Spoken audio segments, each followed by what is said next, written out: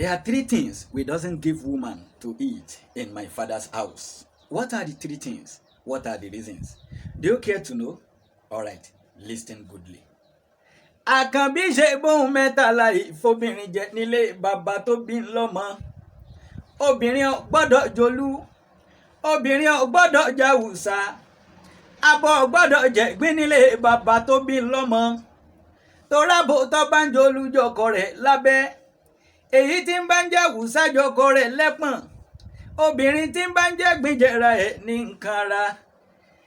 Ẹ mọ̀ pé ń tọ́jọ́ ń mbà náà la fi ń wéhun, èpo ẹ̀pà ló jọ pósí ẹ̀ lírí.